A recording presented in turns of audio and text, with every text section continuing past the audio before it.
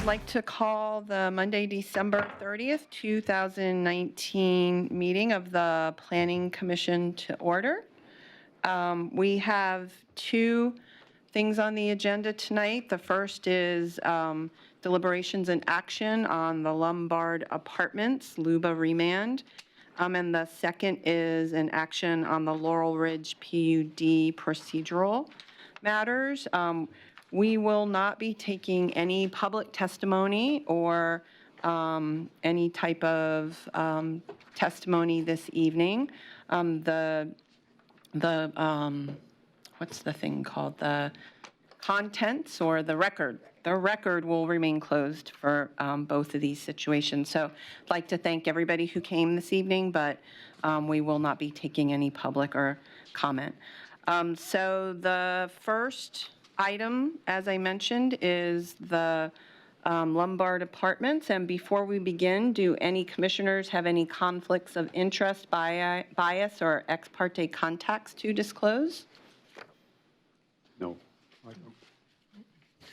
Okay, great. So we will continue. We're going to start with some information and discussion around procedural issues from Lauren Summers. Thank you, Commissioner Fragola. Lauren Summers, Assistant City Attorney. Planning Commissioners, you have at your places two letters related to this agenda item, or a letter and an email, I should say, related to this agenda item. They came in later this afternoon, and so this is the most quickly we could get them to you.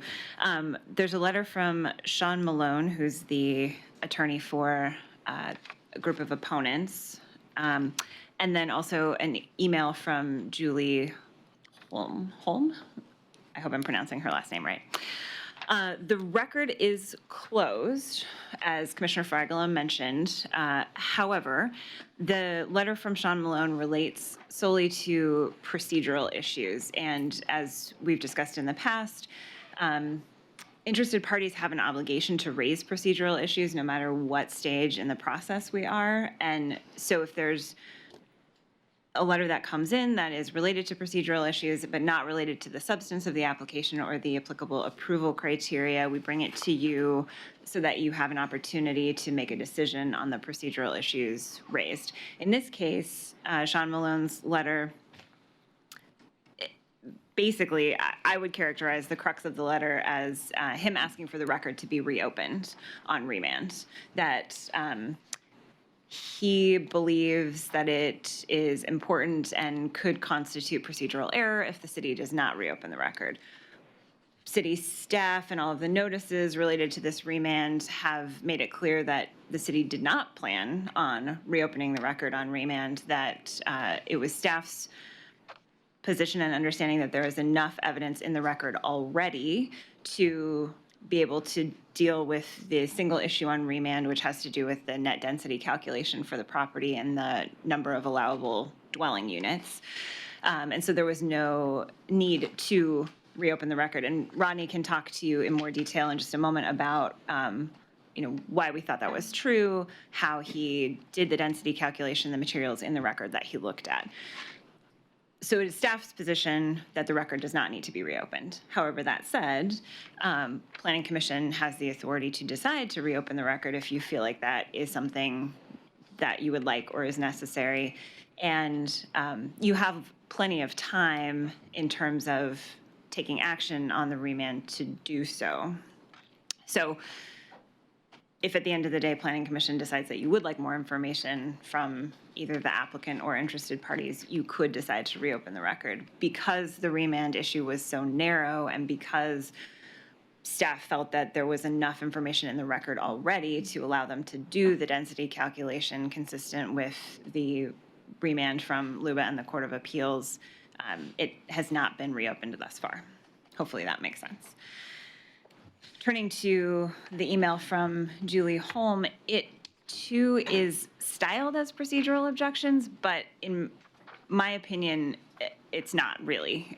She identifies a few typos in the AIS that Rodney will walk you through. And then the final paragraph relates to kind of general thoughts about substantive issues having to do with the application, the Willamette Greenway permits, some of the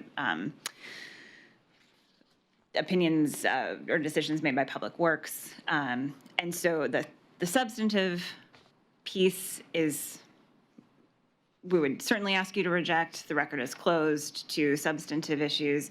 The kind of, here are some typos that she wanted to point out piece, I would still ask you to reject because the record is closed to both evidence and argument, and it's not a true procedural issue. But I will say that, staff has read through the typos that she pointed out, and I think some of them are accurate, and Rodney will talk to you about how we're making changes in response to those. So that's my spiel on the procedural issues. I would say you're not being asked to reject the letter from Sean Malone. So the discussion about whether or not you want to reopen the record, you could have that now. You could have that after Rodney's given you his presentation and we've talked through the actual remand issues. But I would ask you to discuss and make a decision on whether or not to reject Ms. Holmes' email before we get into the substantive discussion. Is there any comment, Kristen? Commissioner Taylor? I don't have a comment. Okay. Commissioner Borowski? Seeing how we've just been given these, I think it would be appropriate to have some time to at least read them and be able to ask questions of the substantive. That's just my take on this.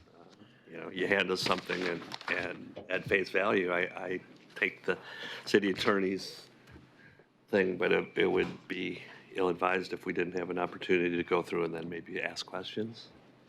So are you suggesting that you would like a moment to read them now, or are you suggesting that we table this to another meeting? Well, just before we make a decision, Yeah. I think it's appropriate to have at least 5 minutes to do it. And if that's the will of the commission, I'm just speaking for myself at this point. Anyone else?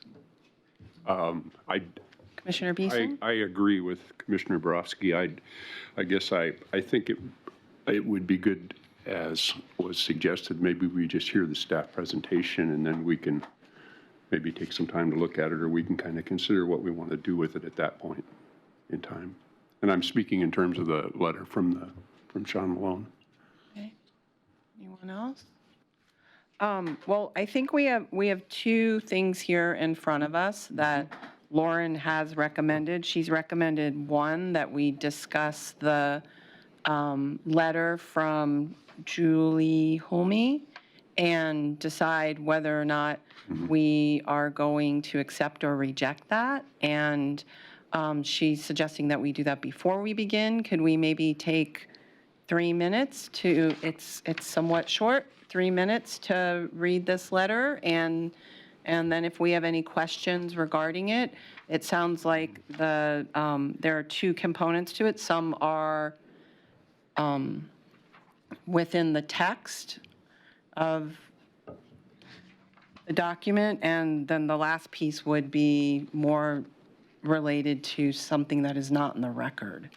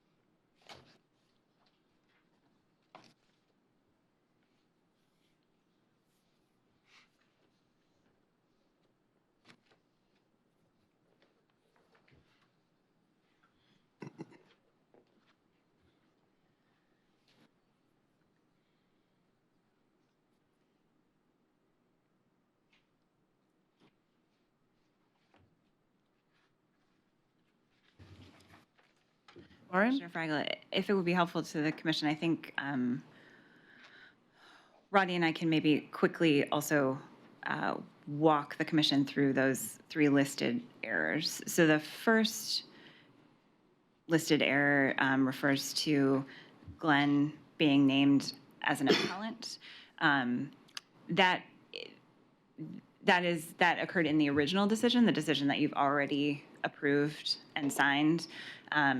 And so we're not recommending any changes to that decision. It's not really a substantive issue. Had we caught it originally, we would have made the change. But the second alleged error relates to the date that the Land Use Board of Appeals decision was actually affirmed, and that's in the AIS for this meeting, and that was, Ronnie maybe can chime in, that the date in the AIS is incorrect. And the Land Use Board of Appeals decision, was it in fact affirmed on March 6th? Yes, I believe that's correct. So it was a mistake in the AIS, but it doesn't affect the draft final order that we're proposing for you to adopt. So we're not recommending any changes to the draft final order based on that. And then the third listed error, the same thing, April 20th, 2019 is in the past. It should be April 20th, 2020. That is, again, a mistake, but it's in the AIS, not in your draft final order. So again, we're not recommending any changes to the draft final order. All of those issues are, we appreciate them being brought to our attention. They're not true procedural errors. And then that final paragraph, it expresses concerns that the Greenway Guardians continue to have related to the application. That's not a procedural error.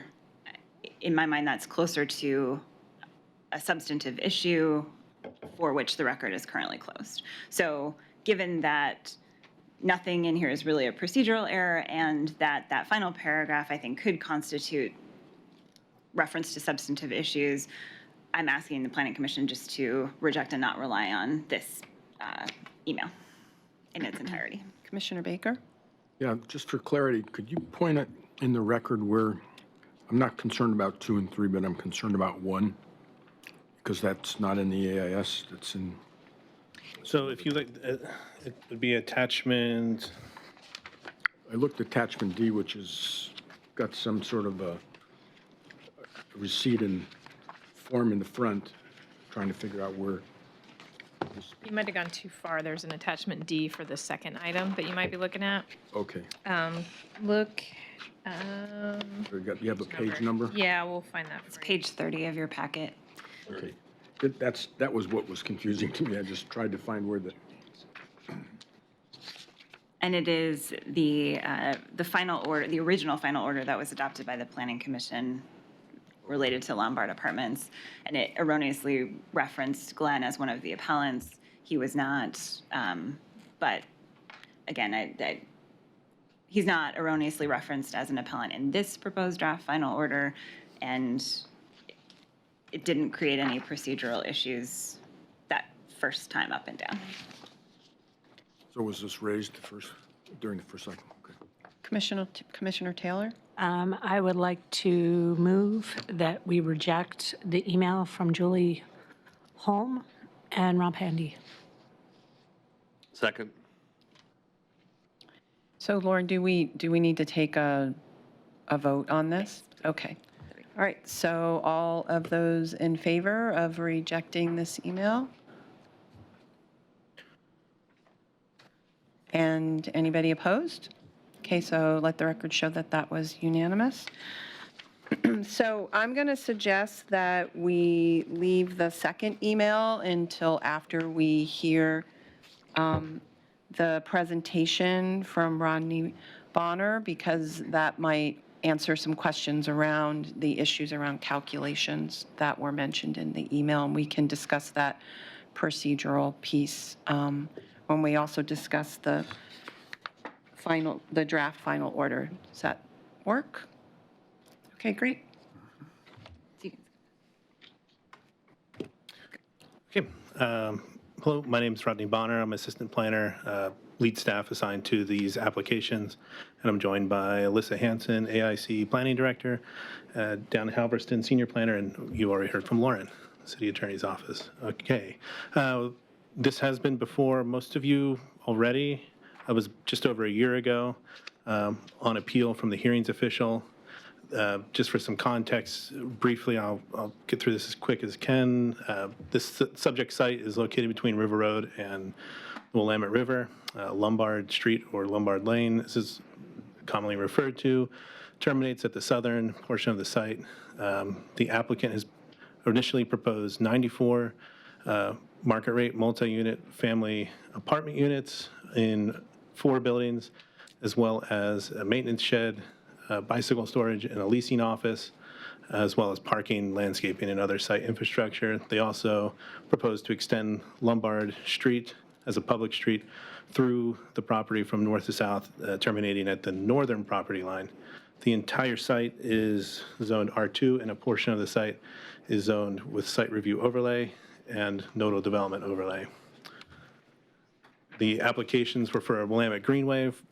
The entire site is within the Greenway. Also for a site review due to the portion of the site having the site review overlay, and there were various adjustments in the initial application as well. Here's that initial proposal. You can see the access off of River Road that's uncontrolled, so it's open access, and the parking going through, and then the buildings positioned throughout. Some of the history of this up through the appellate landscape. It was approved by the hearings official with conditions. The Planning Commission affirmed with some modifications. It was appealed. The Land Use Board of Appeals affirmed the decision. Their decision was appealed to the Oregon Court of Appeals, which reversed in part and remanded. And that remand was then sent back to LUBA, which has remanded it to the Planning Commission, and we are here today based on the applicant's request on December 3rd to process the remand. The remand is limited to the net density calculation. That's the only appeal issue that was remanded, and the court directed specifically that the leasing office is not acreage that is in exclusive residential use, to paraphrase, and that LUBA and therefore the Planning Commission erred in its inclusion of that property for net density. So just to kind of sum that up, when we take an entire lot, we apply, that multiple of density that's permitted. In R2, the maximum is 28 units per acre. So if there were no other developments or no other public infrastructure or publicly accessible facilities on the site, you would take the 28 and multiply that by a 3.59 for the total acreage. However, the Eugene code requires that public facilities like streets are excluded. So in that case, initially the applicant did exclude 0.21 acres for the proposed Lombard extension. And so now the issue is the square footage or acreage of the leasing office. If we, based on again, just LUBA, focusing that direction from the Court of Appeals. So the city must recalculate maximum net density in a manner consistent with the court's decision. So this is based on sheet A1 that was in the record previously. I've just zoomed in here. I haven't modified this at all. So you see the leasing office in the center. They did provide the frontage calculation of 37 feet. So we have the full size site plan, which is to scale. 1 inch equals 30 feet on this. So using the architectural scale in the full-size site plan and breaking out into approximately 2 squares, the bigger being 37 by 37 feet, the other 15 by 30 feet. We arrived at the square footage of 10,000. 1,000. Oh, sorry, 1,819 1,819 square feet. I Sean Malone's, and I don't want to jump ahead too much, but his letter did raise issue with using the word approximate. I only use that because it's difficult to ascertain the exact, width of those lines in the actual building footprint. But, based on my calculation, even a 20% increase or decrease either way would still result in the same net of 93 units. We have to round, the result is 93 point, it was below 0.5, and the code directs when the planning director should round up or down. And because of the resulting decimal and its location next to R1 zoning, we round down to 93, the next whole number down. And so the resulting net density calculation would be 93 units, a decrease of 1 unit overall. So based on that, staff recommend the Planning Commission modify the final order, granting approval to the applications and reducing the allowable maximum net density to 93. The best way we saw to do that would be to add a condition. It would be the 12th condition, and that language is provided in the AIS and on the slide in front of you. That concludes my presentation, and I'm happy to answer any questions. Commissioner Taylor, you had a question? Yeah, actually, Rodney, I noticed in the final order, there is no reference of approximate. So in terms of the concern of their attorney, it is in the final order. It's in the AIS. And I think when we transfer... Did you find it? It's on page 2 towards the top Okay. of the final order. Okay. Reference one time. Okay, one time. Okay. The other question I have, which I don't know, it's more of a question in terms of the condition. The applicant shall remove from its final site plan at least one proposed dwelling unit or otherwise revise its site plan to demonstrate conformance. Doesn't it seem like it's an and/or? I mean, because essentially if you're removing one, the bottom line, you have to conform to that code standard. So it's a little odd to some degree to say or. Sure. So, But anyways, I just wanted to bring that up. okay. I'll take an initial stab, and Lauren is welcome to add. But the reasoning for that condition wording is that, of course, the applicant couldn't revise the plan at all to be substantially different from what's been approved, and of course, can propose any new adjustments or non-compliance with the code. What we're getting at here is there's nothing that would prevent the applicant from just turning one of their proposed dwelling units into a storage or exercise room, which I've seen in the past, and just not changing the building design at all. Got it. On the alternative, they could, I guess, get rid of a leasing office or some other change. But I don't believe that that's what they want to do, because I think they don't want to be getting into that gray area of changing their proposal substantially.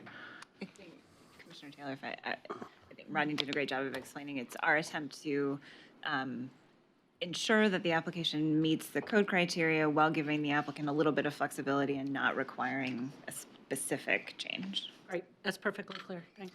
Commissioner Borowski? So, not getting into Sean Malone's testimony yet. So, they could just take a two bedrooms and make it into a 4-bedroom? Would that? No, that would be incorrect. It's not based on bedroom count. So the dwelling unit is, No, what I'm, so if you've got if they're building 94 2-bedroom, okay. and they decided to take one of those 94, or two of those 2 bedrooms and combine them and just have one door front, would that satisfy the?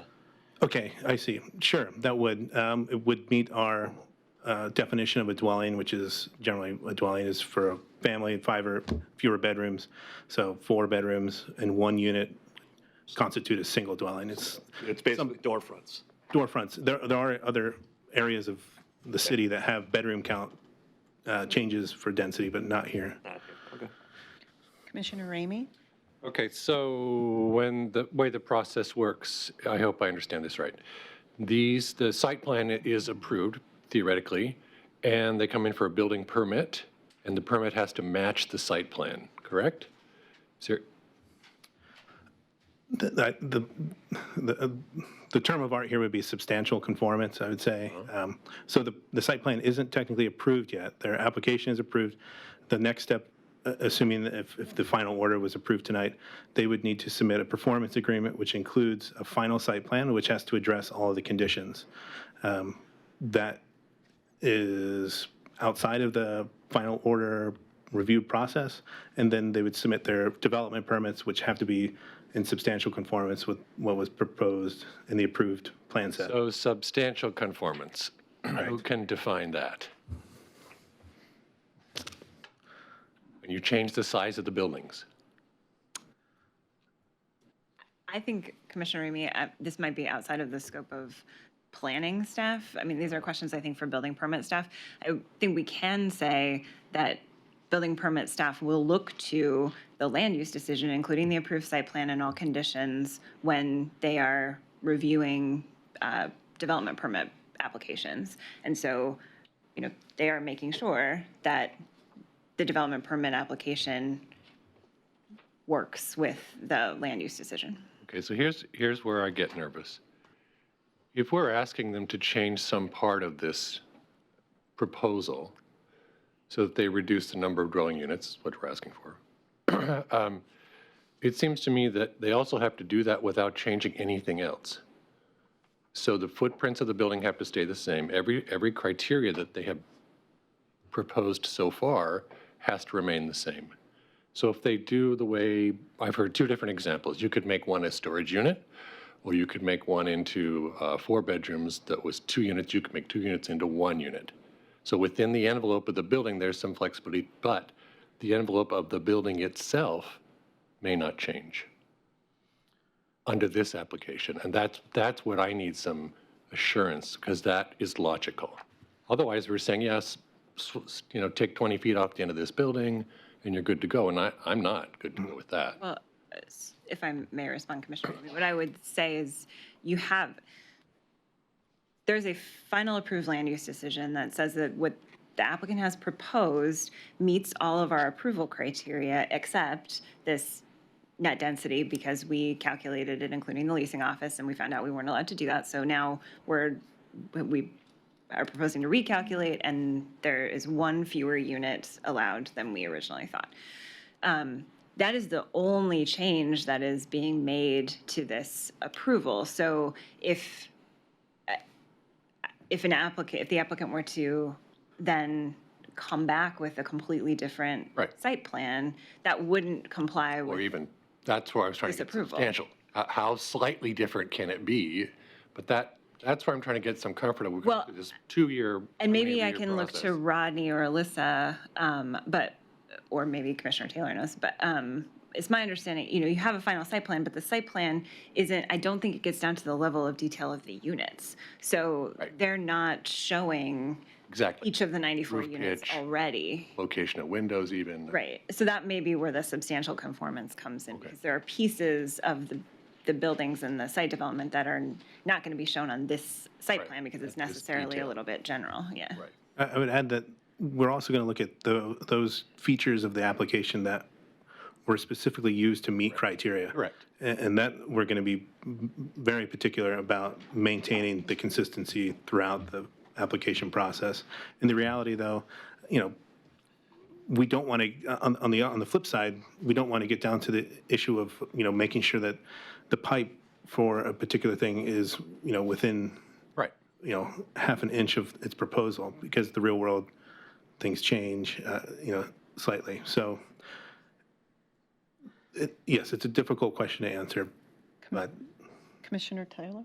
So I think some good advice I've been given historically is one, which might be helpful, I don't know, if look at the criteria for modification of a PUD. It gives insight as to what actually would trigger that. It might help Planning Commission, I don't know.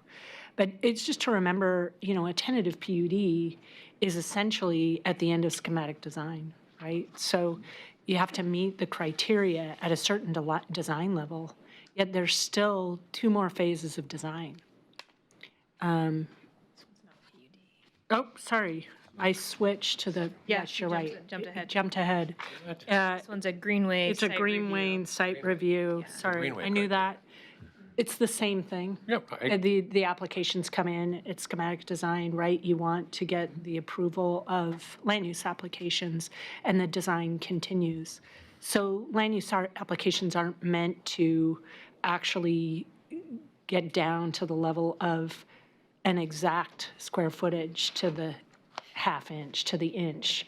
So there is room, as long as you're consistent with the approval criteria and the decision and conditions of approval. For instance, windows, and that isn't a criterion of where exactly the windows are to be located. So if they're shifted slightly, or color, or the exact material, so, yeah. Commissioner Baker?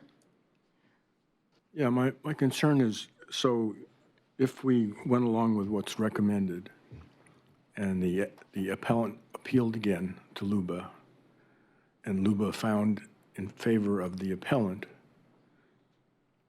because we hadn't opened the record, then we would be back here again.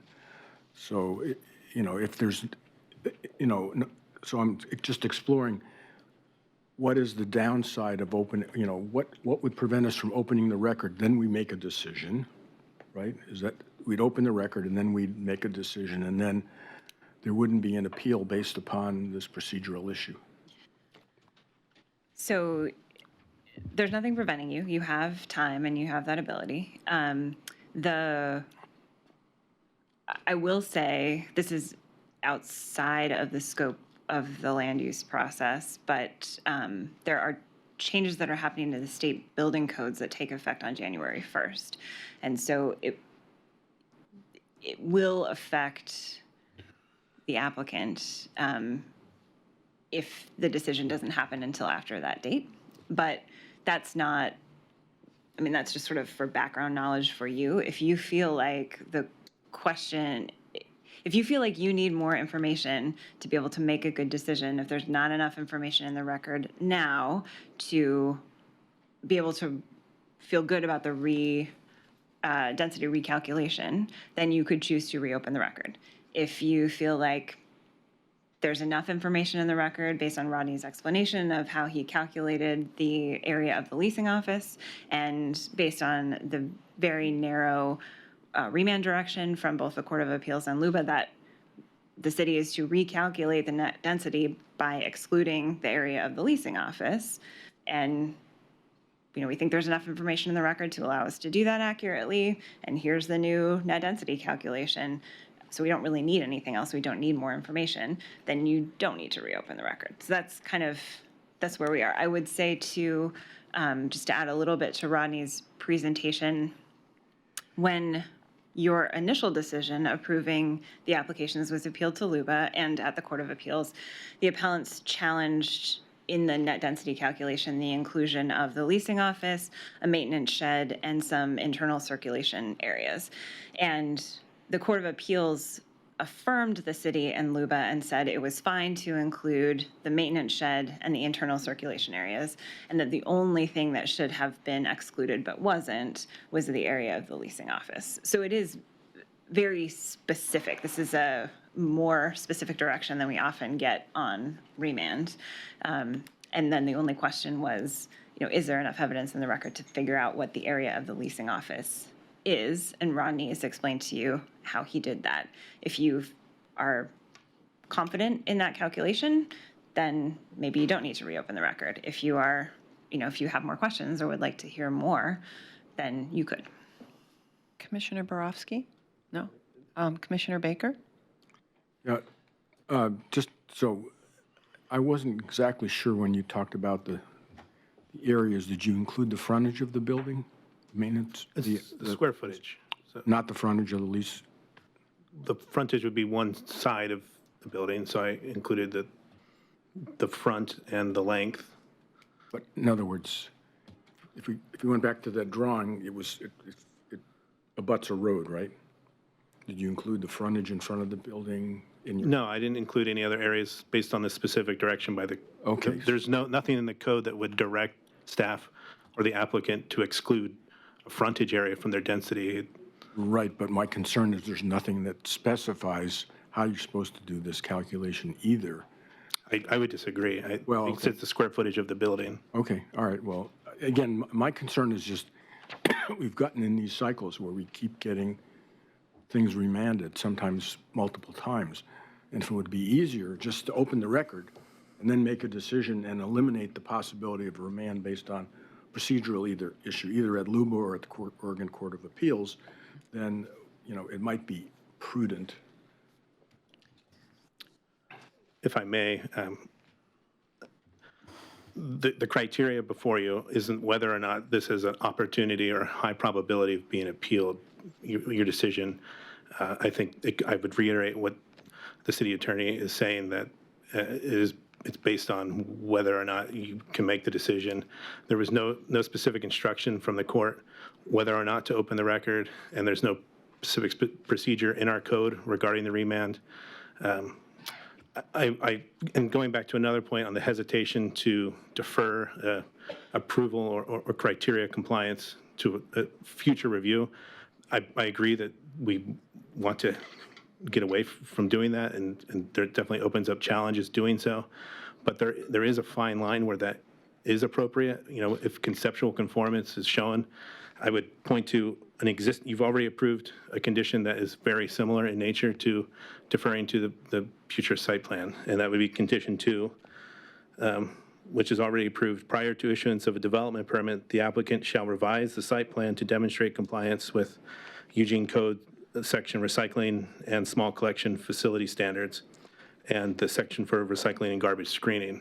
So, adding in that screening could jostle a little bit of things around, but the idea here is that conceptually there's nothing that would bar those conformance, and nothing would prevent the applicant from meeting that standard.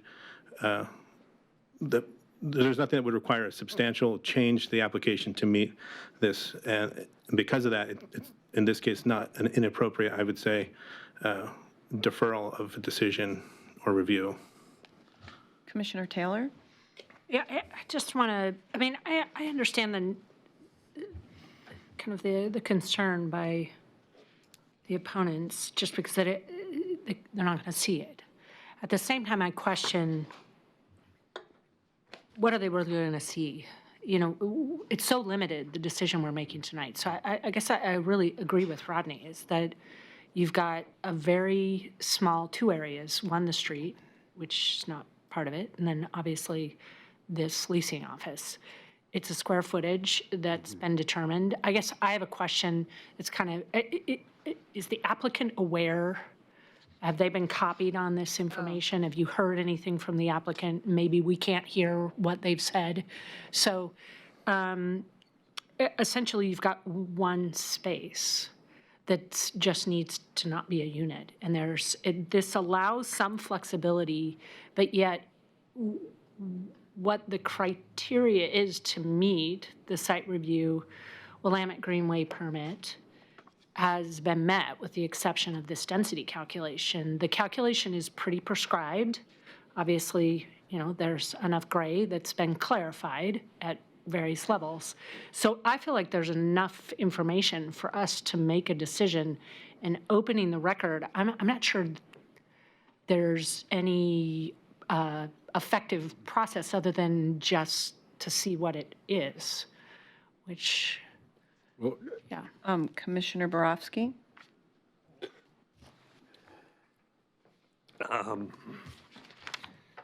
Or what they propose. Having just perused through this, I can hear where Commissioner Baker's coming from, just because if we don't open it and somebody decides that they want to appeal it, that's another time is time. You know, it's going to go to Luba, it's got to come, Luba's got to affirm it and come back. Whereas if we open it, look at what they're saying, look at the record and make a decision on that, that takes away a procedural appellate type of thing. So, I mean, if I just, again, I'm kind of leaning with Commissioner Baker as far as I want this thing to get wrapped up. And if it's a small little procedural thing that's going to go up to Luba again, and I understand what you're saying, we're not charged with deciding what is or isn't going to get appealed to Luba, but some of us have been sitting around this table long enough and looking at a lot of these applications that go on for 2, 3, 5, 7 years. And so if there's a way to streamline it, and that way might be opening the record, I might be open to that. Commissioner Beeson? I don't want to confuse things. I guess I find as I listen to this, as I listen to Commissioner Taylor and also the staff and the council, I'm on that, I guess, on that page that would say, certainly not interested in reopening the record. It feels like this is fairly minor to me. I don't know if these are the right ways to characterize it. When I read through the material, I focused pretty quickly on that word "or." And there also, and where I went with it was, well, they can remove one unit, or they could adjust the size of the leasing office, which I didn't see as any kind of a substantive change to the design or what this whole development was all about. They could, they could, if they adjusted the size of the office, they could still end up with 94 units, not change the basic design of their 4 buildings, or they could remove 1 unit. So I guess I'm kind of in that camp that would say, I think I'm kind of ready to approve this. Well, subject to additional discussion we need to have about the letter. Okay, I have Commissioner Taylor, and then I have myself in the queue. I'll wait a minute. Okay, so I think I'd like to move this forward. Lauren, do you think it makes more sense to deal with the procedural issue first about whether or not we accept or reject the procedural email, or first go to the final order? So thank you, Commissioner Fraggle. Staff is not asking Planning Commission to reject Sean Malone's letter. You could decide to do it, but that is not being asked of you. What is the kind of procedural piece that is raised by his letter is whether or not Planning Commission wants to open the record. In response to Commissioner Taylor's question, thank you for bringing that up and reminding me, I have been in touch with the applicant's attorney. They're aware of the letter, they've read it, and the applicant has waived any need to respond to the procedural letter. So we don't need to kind of wait on Planning Commission deliberation to allow the applicant a chance to respond. They are fine with the Planning Commission moving forward.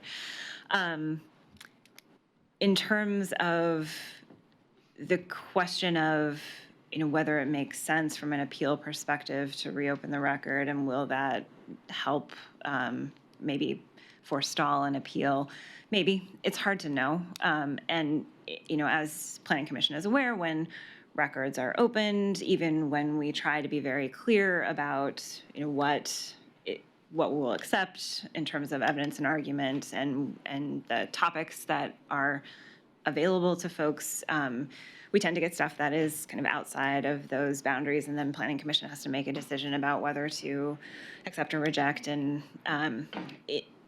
so in my mind, and my advice to Planning Commission is that the question before you is whether you feel like there is enough information in the record as it stands to be confident about the redone density calculation. If the answer to that question is no, then you should reopen the record. If the answer to that question is yes, then reopening the record, I'm not sure what purpose it serves. And in terms of the issues that are raised in Mr. Malone's letter, I think during the course of our discussion, we've kind of hit on all of them. The biggest question is, should the record be reopened? That's still for Planning Commission to decide. There was a question of the approximate size of the leasing office. I think Rodney responded to that. There's a question of, we don't know exactly what the design will look like. How will that affect compliance with the applicable approval criteria? I think we've had that discussion as well.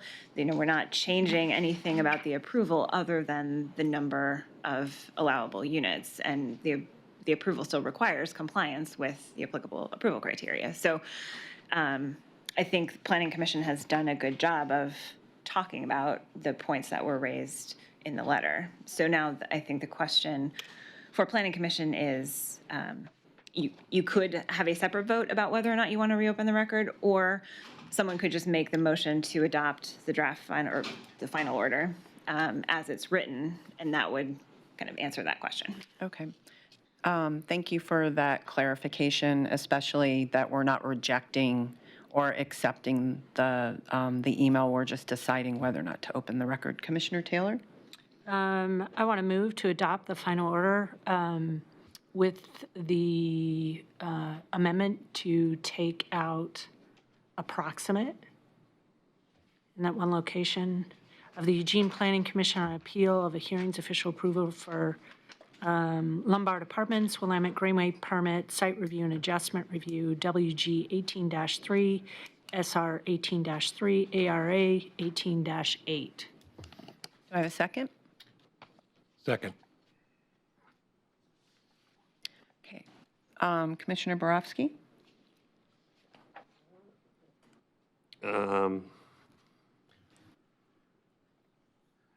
I think for me, I'd like to move to amend the motion so that we will have a vote on whether to open, just have a vote on whether to reopen the record. So I would move to amend that motion to, Okay, so Commissioner Borowski, so we have a motion on Moving the to table. amend it. So it can be a friendly amendment, or we would, if it's not a friendly amendment, we would have to vote this one up or down and then make a second motion. or I could move a substitute motion. Right? Making me actually look at Robert's. And maybe. He's the pro at Robert. Just to speak to it, and maybe I can make it a friendly, just so, I think that the commission is going to vote to not reopen the thing. I would just like to have it on the Right. record as a vote of the commission, rather than just going around that, and that's why I wanted to. Can I suggest that we do a straw poll on You could. do a straw poll on whether or not to open the record? Would that be enough for your, I don't see the harm in having the motion. okay. So Lauren, did you want to answer that question about Robert's rules? Yeah, I can withdraw my motion. I'm willing to, if it's, rather than you spend the time to dig that up, I can withdraw my motion. Yeah, or just a friend, I'm okay with that. okay. I'll do a friendly withdrawal for so- 1 minute. So the motion maker has withdrawn and the second agrees. So that motion is now off the table. Great. And so You I are would now move- making a motion. I would move to to keep the record closed on this appeal item. You want to keep it closed? Mm-hmm. You don't want to reopen the record? No. Oh, okay. So we have a motion to keep the record closed, and we're going to vote on this motion, and We then, don't need that? I don't think so, no, because the record's already closed. I mean, that's how, Okay. You'd have to make it. Okay, all right, then that's moot. But I do have a question as far as the record goes. And the discuss, and the fact of whether or not we're going to open it or close it. The city attorney made reference to state building codes that were going to be changed after the first of the year. Is that new evidence that was brought to this commission? Because I didn't see that. good question. I don't think it's evidence that's related to any of the approval criteria. It's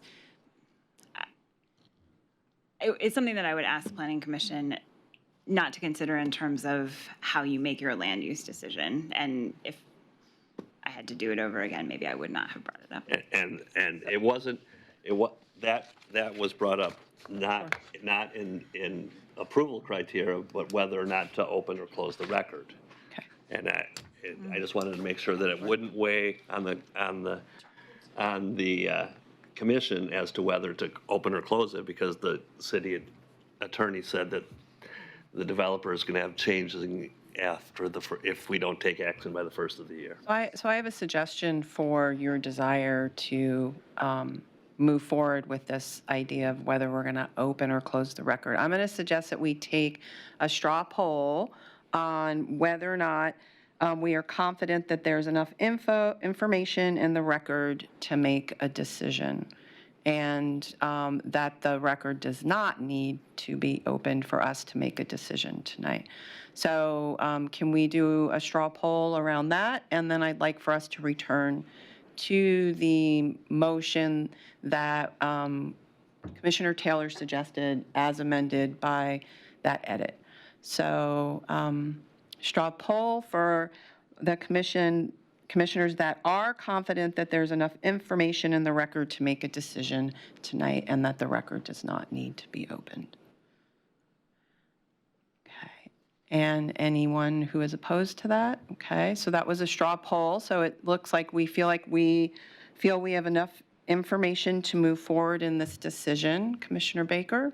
Yeah, I was confused by our staff's reference to building codes because they affect the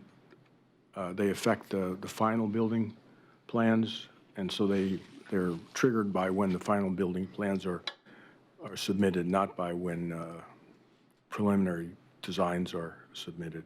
That's correct, Commissioner Baker. So, Thank you. so they wouldn't have any impact. They go into effect in January because I doubt that the applicant is ready to submit plans tomorrow. So, just to correct that confusion, I thought. Sure, thank you. Okay, so do we need to make the motion again since it Yes, was please. withdrawn? Okay. Okay. I move to adopt the final order of the Eugene Planning Commission on appeal of the hearing's official approval of Lombard Apartments, Willamette Greenway permit site review and adjustment review with the small revision of removing approximate on pay. Do you want to Quickly, just stop to me interject, before? There are a couple other very minor Okay, changes that need to Just- happen. Typos. okay. Just add those and I'll add them to my motion. Obviously, we'll be taking the word draft out. And then in the title, it says, the final order of the Eugene Planning Commission on appeal of the hearings official's tentative approval. We would remove tentative. It's just the hearings official's approval. Okay. There's another example of that in the first paragraph. A typo, inconsistent use of dash between net and density. The code doesn't use a dash, so we would remove the dash between net and density. At the very end, tentative was corrected to conditional approval. On the very last page, page 3, we would just remove conditional, again, for consistency with the final order title. So it would just read hearings officials approval. I'm not And gonna- then the last change is the signature for the final order had, Commissioner Edwards instead of. yeah, Commissioner Edwards, that's been changed to Commissioner Fragala, correct, thanks. Great. So I'm not going to repeat all that. I'm just going to actually add that to my motion. And then I need a second. Second. Commissioner Ramey seconded, and Commissioner Baker?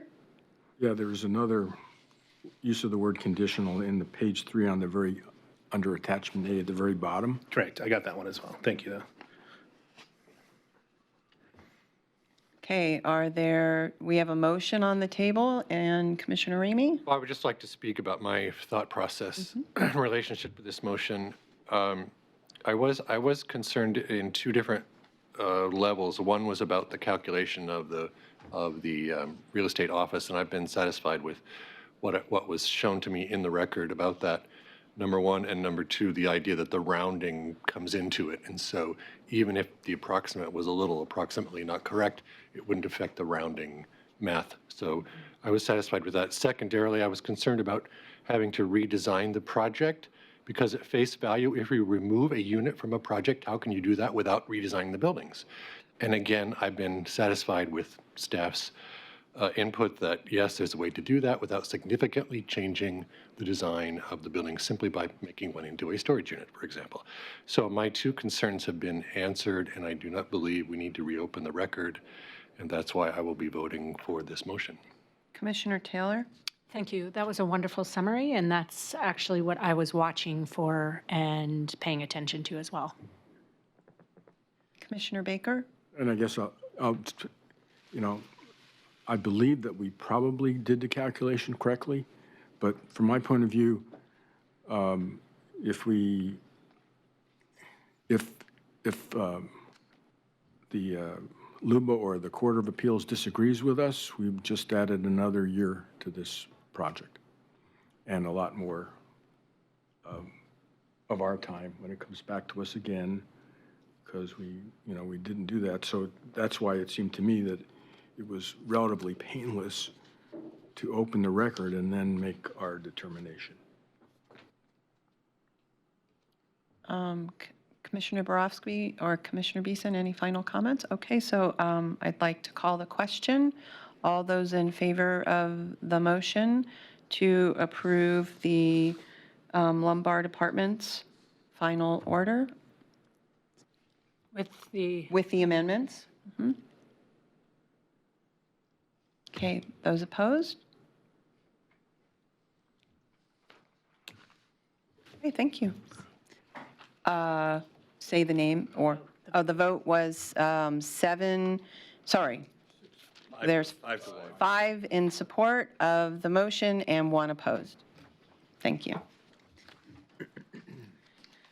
Okay, so we'll move on to our second agenda item, which is the Laurel Ridge PUD procedural matter. Again, we are not taking any public comment or testimony on this. These are procedural issues, and we will not be opening the record. Before we begin, do we have any commissioners that have a conflict of interest, bias, or ex parte contacts to disclose? No. Question, how far back do we have to go for ex parte? And I'll just state it. I'm a board member of the Fairmont Neighborhood Association, which is adjacent to the Laurel Hill Valley Association.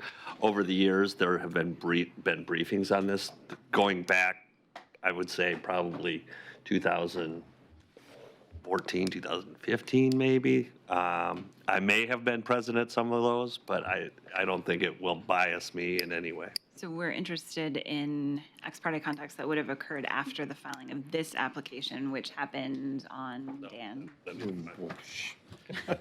That's why I was asking how far back we had to go. within the last year and a half. Okay, Here, yeah.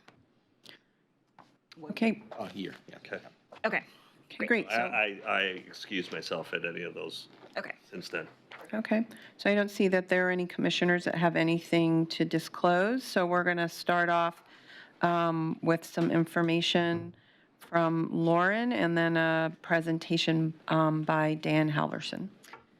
Thank you, Commissioner Fragala. Commissioners, you will see that you also received a letter from the Laurel Hill Valley citizens related to this appeal, well, this matter. It's been placed at your places rather than, so you're not being asked to reject it. It again raises procedural issues. Rather than go through it now, I think it probably makes most sense to have Dan do his presentation, have the discussion about the issues that are raised in the draft final order, and then we can wrap the issues raised by Laurel Hill Valley citizens, which are very similar to the issues that staff will want to discuss with you, into that broader discussion. That's my proposal. Okay, great. Was there a need by any commissioner to take a few minutes to read the email before we begin? To allow time for that as we did the last one? You'll go through the points that pointed. Okay, great. So let's go ahead and start with the presentation by Dan. Thank you. My name's Dan Howerson. I'm with Planning and Development tonight. We're here to discuss the procedural issues for Laurel Ridge, the PUD. I'll give you a brief background on this. This is zoning and general vicinity map. The Laurel Ridge PUD proposed 122-lot, single-family residential subdivision with public streets, open space, associated infrastructure. The development site totals approximately 98 acres, with the majority of the site zoned R1 WRPD. That's low-density residential with water resource conservation and planned development overlays. The smaller portion of the site at the south end is PRO, which is Park and Recreational Open Space. A little background. Here's my dates for you, Lauren. The process, this background is up on the information is on the slide. The application has been through the full process from application beginning to the public hearing and now is being appealed to the Planning Commission. During this appeal process, the applicant invoked a state statute, ORS 197.522. That's what we're going to be discussing tonight, a lot. So I'm going to continue on here.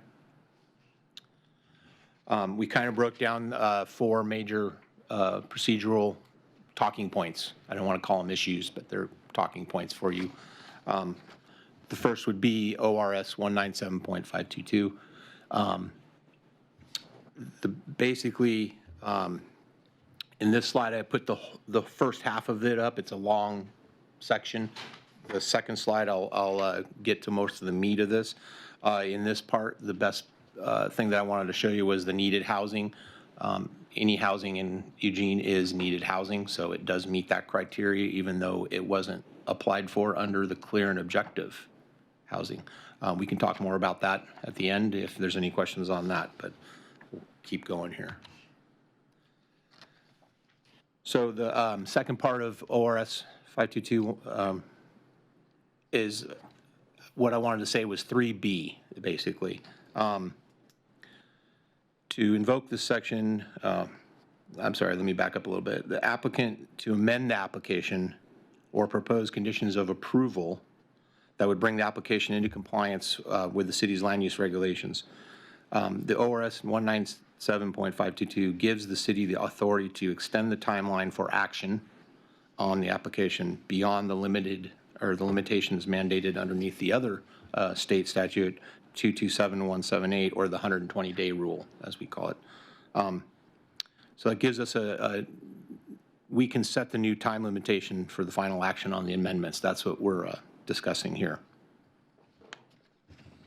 Do you mind? Yeah, I was just going to say this is a good point. So just to take things a step back a little bit and kind of a broader overview of what has happened with this application. So the application was filed, it went to the hearings official. The hearings official denied the application based on noncompliance with several of our code approval criteria. The applicant then then both the applicant and the Laurel Hill Valley citizens filed appeals of the hearings official's decision. So that is all kind of our regular process for a type 3 decision, something that Planning Commission is very used to. Then, at the same time as filing their appeal, the applicant invoked this statute, ORS 197.522, which says that an applicant must be given the opportunity, if their application is not consistent with applicable land use regulations or the comprehensive plan, to make that application consistent before the city makes a final decision on the application. So the hearings official found that the application was not consistent with our land use code and denied the application. The applicant said, okay, we're invoking our right. We want the opportunity to make our application consistent, either by amending it or proposing conditions of approval that will make it consistent with the Eugene code. The statute then says, okay, so if the applicant is going to amend their application, cities and counties, but we only care about cities, should be given more time to process those amendments rather than being held to the 120-day rule, because there's going to probably need to be some more process, right? And so the statute gives the city the ability to set a new time limit for how much time we think it will take to process these amendments and/or conditions of approval. So that's where we are. We're in an odd procedural posture. We have two appeals kind of in the regular track of things hanging out there. And then we have the applicant invoking this statute, which frankly is not contemplated by our code. We don't have a code process for handling this. So what staff is coming to you tonight to ask you to do is to approve a process for, how do we handle this application now that we have these appeals, but we also have the 197-522 in invocation? We're proposing a process to you. Staff met quite a few times to talk about what we thought would be fair and reasonable both to the applicant and to other interested parties and to city staff who have to process these amendments when they are proposed. They haven't been proposed yet, so we don't know exactly what they are. And so you'll see in the AIS and the draft final order, we're proposing an initial 6 months for the applicant to kind of get their ducks in a row, propose their amendments, and then another 6 months for the city to process the application. We're proposing that the Planning Commission remand this back to the hearings official, because if the amendments are anything like the site plan that was attached to the applicant's appeal statement, they are going to be substantial and will require reopening the record in the interest of fairness to allow everyone who's interested to comment on them. And that is something that tends to be more in the hearings official's wheelhouse than Planning Commission's wheelhouse. Planning Commission could decide to keep the application and preside over that reopened record and have a new evidentiary hearing, but we're recommending that you send it back to the hearings official just because that's something that the hearings official does all of the time. And then that way, once the hearings official makes a decision on the amended application, we're back in the regular process. Parties would have the opportunity to appeal that decision. That decision would come back to Planning Commission. So we're proposing another public hearing at the hearings official level. I imagine a fully reopened record without any real restrictions. So there should be a lot of opportunity for more process. And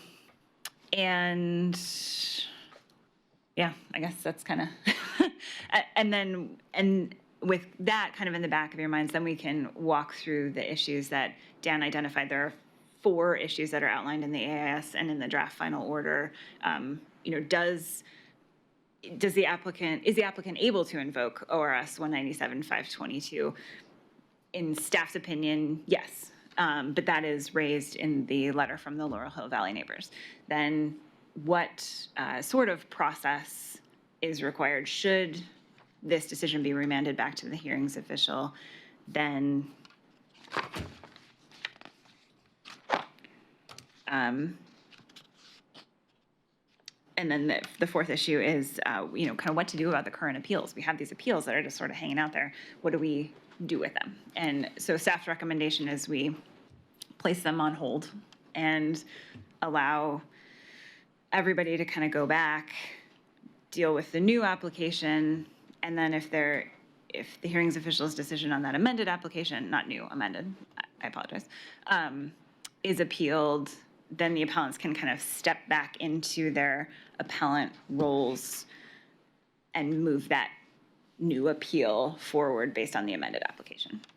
So with that as background, I will turn it back over to Dan. Thank you. And Commissioner Baker, I did see your hand, but I forgot to mention how we were going to proceed through this process this evening. And we are going to approach it similar to how we've done in the past. After we hear the information from Dan, we'll take each issue and do a straw poll and then take a motion on the full the final order. So if you have questions that you can hold until we get the basic overview, we'll go through each issue individually. Thank you. And I am going to be brief. I'm going to. Great. Lauren took a lot of my wind from it, but that's okay. She's better at that. So I was getting down into the details of it more up here, so she gave you kind of the higher level. So what I was trying to give you is kind of the first issue is, can they invoke this ORS 197522? Staff believes the project is a needed housing. That was one of the criteria. And the applicant, we believe the applicant can invoke this. So that was one of the first issue, and that's what I had up there. The second would be this one here. This brings us, it's the timeline, and what will that look like? As Lauren said, this hasn't been done. We looked at it for what would be normal if it was a new project. So we looked at those type of timelines. We also didn't want to give it a generic timeline that everybody would get the same timeline. So we looked at the complexity of this project, and we came up with it's similar to a new project. So we're going to give it that 1 year, so 6 months for the applicant to like Lauren said, get his ducks in a row. And then we're going to have 6 months to process that and get it through, whether it goes to more appeals or not. We wanted to have that timeline set so that we can get this done correctly. So as far as that goes, staff does believe that recommends the 6 month and the 6 month. You guys can change that, but that was our recommendation for mainly because we've looked at this project once already and we know a lot about it, and we know a lot of things that they're going to have to look at to get this through this process. If you read the HO's decision, you'll know some of those issues. Procedural number 3, it's basically, like we said, you have the ability to send this back to the hearings official. That is kind of the hearings official's role, and then it gets appealed and comes back up to you for the appeal part of it. You can certainly keep that here, and we could have that at this with Planning Commission. That's definitely within your role. I wanted to make sure you guys knew that. There's lots of reasons why we think you should send it back to the HO. He has the HO has familiarity with this project, has read all the geotechs and the tree reports and all those things. So knowing that and having it come back to that person and knowing how they denied it and how that would change, they could probably make that decision quicker. Not saying that you can't. So that's something that you guys will deliberate. Procedural number 4 is there are 2 appeals here, one from the applicant and one from an appellant, the Laurel Hill Valley Association. So we had to ask ourselves, what do we do with, because the applicant can put his on hold or theirs on hold and say, we want to invoke this. What happens to the other one? We think that the possible issues raised in that appeal could change. If this application changes dramatically or even a little, it might affect those issues, and they might go away. So that's why we're recommending just placing them both on hold. They can step back into them, as Lauren had said afterwards, if this gets appealed back up to you. So that's my presentation. We can then answer some questions. Great. So we're going to go back to issue number 1 and start there. Issue number 1 is the first question of whether the applicant has the right to invoke ORS 197.522. And if you're looking for it in your agenda, it starts on page 197. And so any questions or comments? It says PC agenda page 102. Yeah, Okay. you're looking at the final order. Okay, all right. Thank you for the correction. So Commissioner Baker, did you have a question about issue number 1? Yes. There's some wording there that's, I'm unclear of the interpretation. Where it says, prior to making a final decision. So my question is, have other, how, you know, what's the track record? What's happened? Has this ever been invoked before? And how many times? And, you know, what determinations have been made about whether it's, you know, it qualified? Good questions. Commissioner Baker, in terms of it being invoked in the city of Eugene, I'm not aware of any times. No, I'm not, just statewide, because obviously it's a state statute. Yep, there are some historical LUBA opinions related to the statute, but it was amended significantly in 2015, and there are no LUBA decisions that address the amendments. So the kind of historical LUBA decisions, I don't think are helpful to us in this situation, the pre-amendment decisions, and there really aren't any post-amendment decisions. So we don't have a lot to go on. We are kind of doing our best. And like I said, you know, staff had a number of conversations about this and tried to come up with a proposal that we thought, you know, our bottom line is what is fair and what gives all of the parties due process and what is reasonable for staff to be able to process. And so what you see before you was our best kind of stab at it. One thing that I will mention is part of the reason that we are asking Planning Commission to adopt the final order related to the process is that we think it provides an opportunity for interested folks to appeal that decision. So if they have concerns about the applicability of 197-522, or if they have concerns about the process that you've adopted, I mean, as far as we know, they can go. We've framed it as a final appealable order, so they could go to LUBA and say that we were wrong, we picked the wrong process, you know, this statute doesn't apply, and they have the opportunity to do that now rather than a year from now after we've gone through all of the process, and hopefully we would get some good feedback. Our thinking was that the LUBA appeal is usually, you know, a 4-month, give or take, issue, so that will all be happening during that first 6 months when the applicant is working on amending their application, getting their evidence together. So if there is something that LUBA wants to tell us about what we need to do in terms of process, hopefully we will know that before we start actually processing the amended application.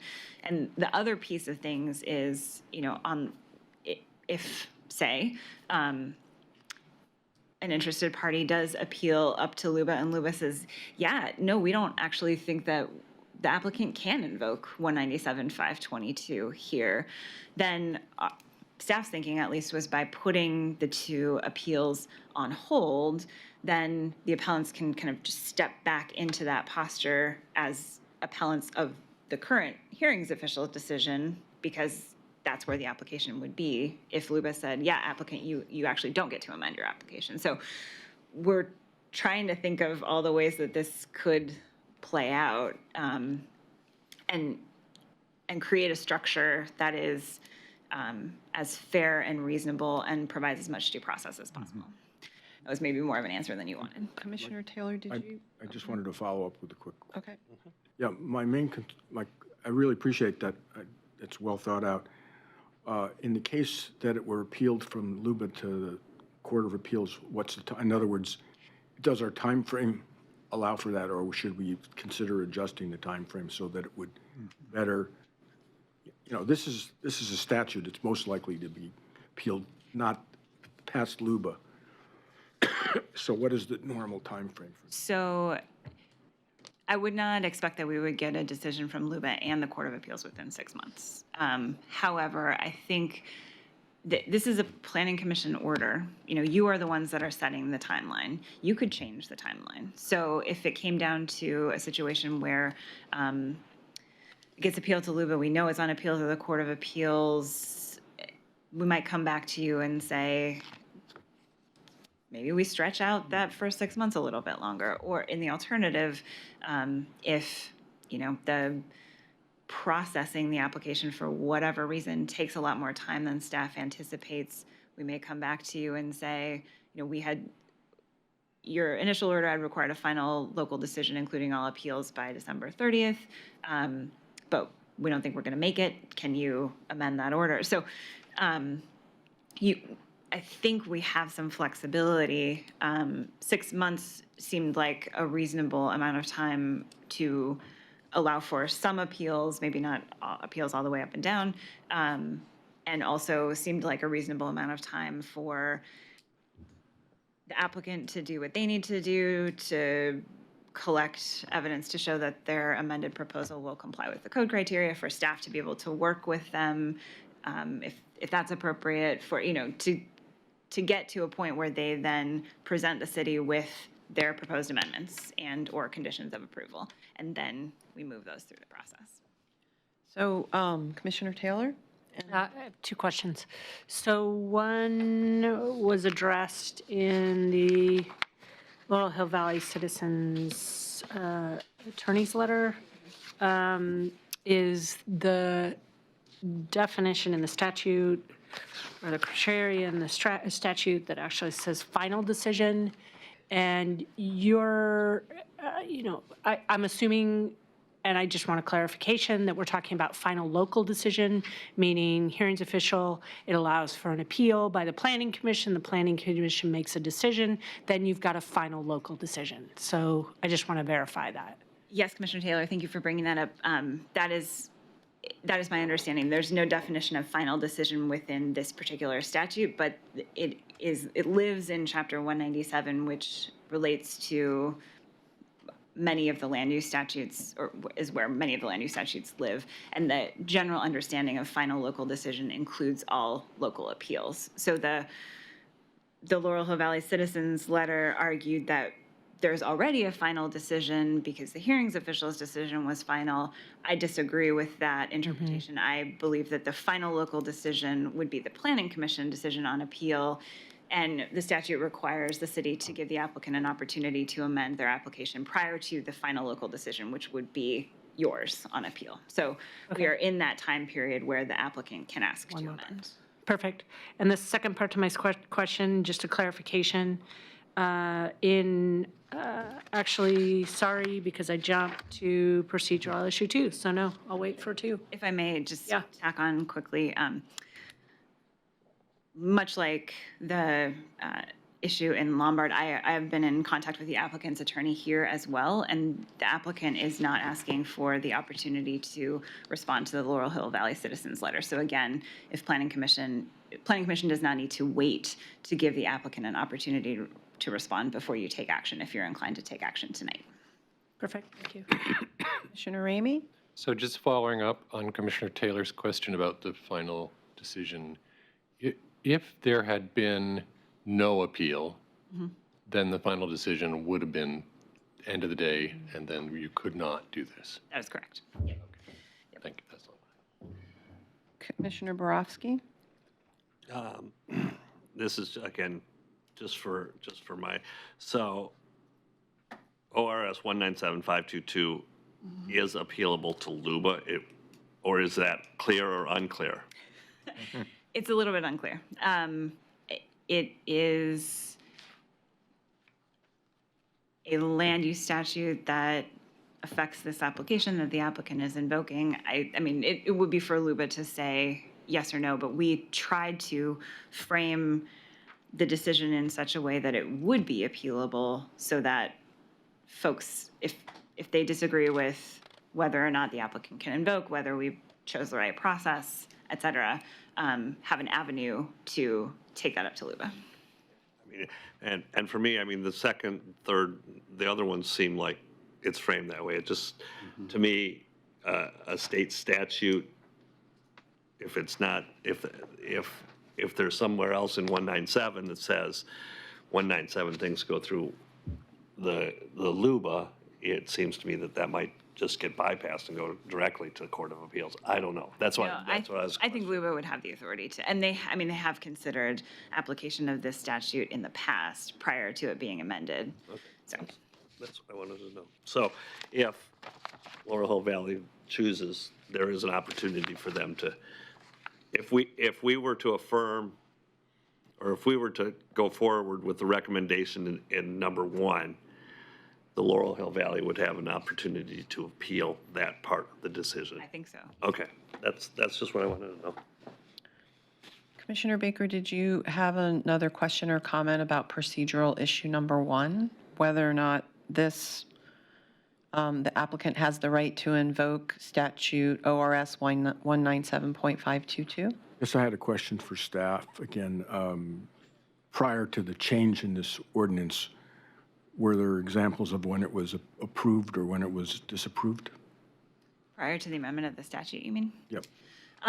In other words, what's the historic record on the use of this and how courts or LUBA has interpreted it, even though it's changed some? Yeah, so the previous LUBA decisions noted that this statute lives in kind of an odd spot. It's in Chapter 197, which is land use, but it is under the subheading land use moratoria. And so prior to those 2015 amendments, LUBA said applicants only get to invoke this statute in the case of a moratorium on development. And that's not the case. That's not what's happening here. We don't have a moratorium. However, in 2015, the legislature amended the statute. They didn't move it, but I went back and watched the legislative history. I did as much research as I could. And based on what I saw, I am pretty confident that a decision maker now would say this applies outside of a moratorium, that this applies to all applicants who are proposing needed housing as defined by state statute.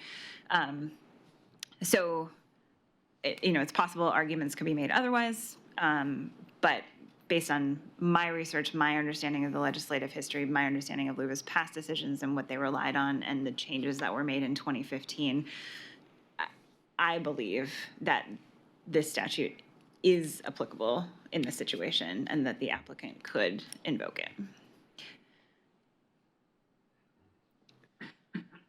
Okay, so I'd like to take a straw poll around procedural issue number 1.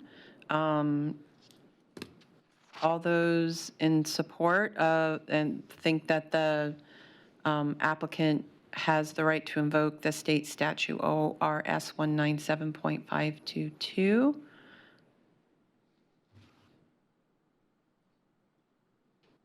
Those opposed? Okay, so that was unanimous. We'll move on to procedural issue number 2. Can I just state for the record, I actually, this is fascinating, actually. And I just wanted, with the caveat that I raised my hand and there's confidence, but I have just as much confidence as Lauren Summers. Meaning, obviously, this is the first one in the state with the amendments. So I really appreciate staff looking at fairness to make sure there's an opportunity in the final order that there's, at least we're making an attempt to have fairness, that it can be appealed. Hopefully it can if that's what's desired. Yeah. Thanks. So I just need to. Commissioner Beeson? And I'd like to echo that, or I'm kind of stepping through this the same way and thinking that we don't know for sure how this is going to unfold, but it seems like what you're recommending and how we're approaching this is a fair way to do it. And we have the ability as a body over the next number of months to adjust as we need to, depending on what happens and whether additional time is needed and so on. Okay, Commissioner Baker? Yeah, I guess, again, I would say that my determination was based on staff's recommendation and that it is appealable. Because I don't know, we don't have any track record. So we really don't know. Okay, so let's take a look at issue number 2, which is the time frame for review. ORS 197.522 says that the city has the ability to define the timeline, and we've heard a proposal of 6 months and 6 months. So Commissioner Taylor and then Commissioner Baker. I just have, so in the second paragraph on page 103 in the PC agenda, it's more of a generic, okay, typically this is what the process timeline looks like for a new tentative PUD. it's a year and a half between the time the application submits the initial application and the time the city makes a final decision. So I'm just curious, I just want to hear the 6 months and 6 months, because if the applicant takes a full 6 months to actually prepare and submit, 6 months so I just kind of want to hear about that a little bit, because it got shortened, like, obviously, it's not the initial application. So, but the way it's laid out is you've given 6 months and 6 months. So do we have to say 6 months and 6 months? Can we just say a year? So that's why I just want a little bit more information there. So, I'm jumping on you. Yeah, no, go right ahead. Commissioner Taylor, if I might, I would direct the commission away from the AIS to the draft final order, page 198. 197, 198 of your packet is where the draft final order discusses the timeframe. It's a little bit more prescriptive and specific. Rather than saying 6 months and 6 months, we say that the applicant must, not later than 5 p.m. on June 30th, 2020, submit what they are saying are their amendments and proposed conditions of approval to the city. So that is a hard deadline. And part of that was to ensure that this didn't drag on, that the applicant doesn't have an unlimited amount of time to workshop various amendments, that, we still want to move forward with the process and get to a decision. And so 6 months seemed like a reasonable and fair amount of time. It is specifically drafted as not later than 5 p.m. on June 30th, so that if the applicant moves more quickly, they could submit earlier. They just can't submit later. So it could be, that if they're ready to go in April, they can submit in April. And then the remainder of that time, so then the proposed final order says that the city will make a final decision on or before December 30th, 2020. So if the applicant takes their full 6 months, then the city has 6 months to process. If the applicant takes less time, then the city has more time to process. And again, if we get through it faster, great. But it seemed like, we don't have a really good approximation for how long this will take, except that, as noted, based on the site plan that was attached to the applicant's appeal statement, if those are indeed the types of amendments that the applicant is going to propose, and we don't know that yet, we haven't seen what the amendments are, a change from 122 single-family lots to multifamily completely on the west side of the development is significant. And so some time will be required for the applicant to kind of redo a bunch of their materials and provide new evidence for city staff. On the other hand, we want to be clear that the reason that we're proposing these longer timelines for this application is because it appears that the amendments will be significant. There could be a time in the future where a different applicant invokes this statute and all that's required to bring their application into compliance is a straightforward condition of approval. And in that case, they don't need a year. We don't need 6 months to process that. The draft final order is written, it was attempted to be written at least to be clear that this is the time period that's being proposed for this application.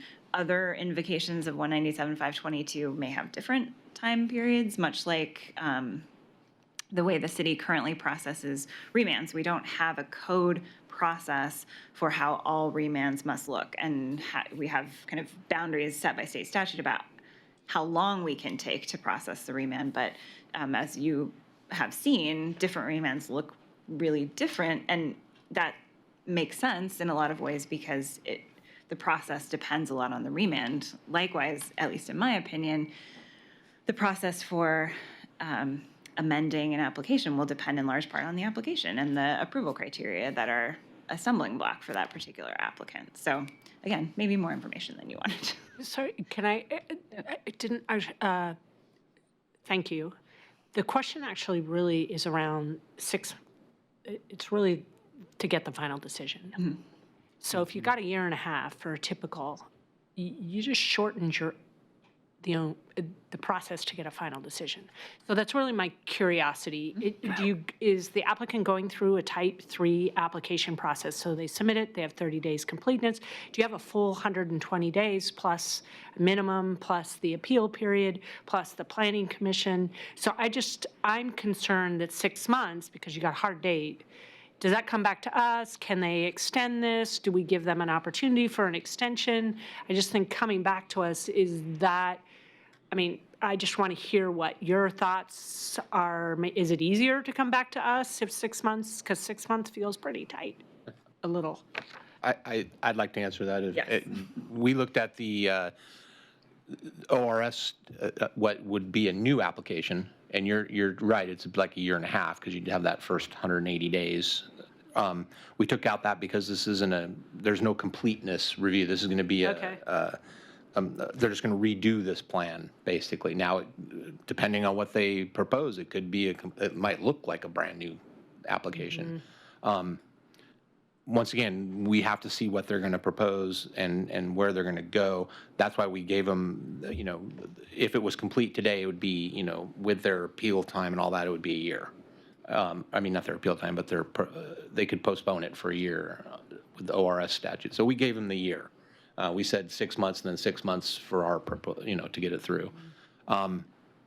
If we run into some problems, maybe we would come back if we needed more time. We kind of thought that year out, it sounds about right to get the tree surveys and the things that they're going to need. If you think it needs longer, you guys could change that, so. Thank you. Okay, I have Commissioner Baker and then Commissioner Ramey. Yeah, this is the one case where I think it might make sense to make it a little longer, because I'm just thinking through the process. Okay, so appeal, it's 21 days after we make a decision today. Someone appeals the ORS 197-307. So that's the end of January already. We're beginning of February. And you got 4 months for that LUBA decision. So that's, that puts you pretty close to, your 6 month period. And then LUBA may end up punting, it may end up getting punted to the appeals court because of the nature of this statute. It's not the normal land use decision, so it'll probably get appealed. That adds another 3 or 4 months, right? So it seems to me it would be prudent maybe to extend the timeline a little bit so we don't have to come back and adjust it. If things work out better and we finish early, that's great. But so it gets appealed and it gets thrown out, to save people going through all this work and for us reviewing things that are not applicable because they've been thrown out and we don't have any idea. That's why I'm just from a prudent standpoint, it makes sense to me to extend the timeline a bit to deal with these this unexpected issue that we have never had to deal with before. Commissioner Ramey? So I beg all of your indulgences while I ask a really dumb question. I'm not familiar with that first 6 month. So most of the applications I'm familiar with is just whenever you get it in, then the 120-day clock starts. So my dumb question is, why do we have that if the applicant is motivated to get their application in and complete, and then we start the second 6 months at that time? So we don't have a deadline for the first 6. Well, this is different than a brand-new application. And so, but we gave them the first 6 months because they're going to have to do some studies, some geotech studies and trees and things like that. So and drainage, yeah. If it was a brand-new application, we'd never seen it before, there's the part where we make sure that it's complete. The application comes in, did we get all the materials we need, and we send it to the completeness. Once we complete it, that's when that 120. 120. So essentially, we're talking about a completeness review. Right. It's going to last 6 months. No, it's basically. That's my dumb question. We're kind of past the completeness review. Right. So if we extended it, we could make it like it's a completeness review almost. We just don't want to get into complete or not complete. It's a process, it's new. Why are we doing that then? So, Commissioner, if I may, I think completeness review is a little bit of a term of art. Yeah. And so what is similar to what we would think of as completeness review in a new application, is making sure that all of the information that is necessary is being submitted to the city. What is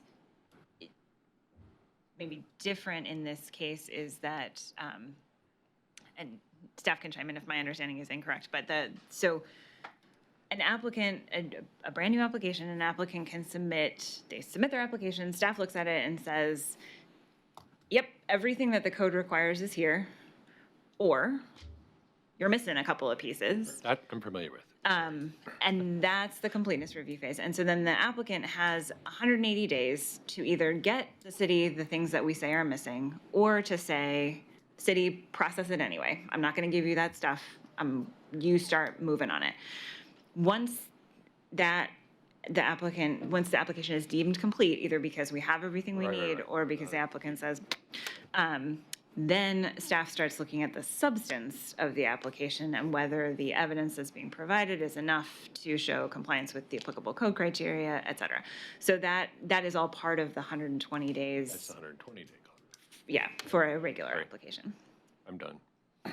Okay, Commissioner Borowski and then Commissioner Beeson, and I would like to bring to Commissioner's attention that we have 2, 3, and 4 to hopefully make a decision on, and we have about 18 minutes left. And so, Commissioner Borowski?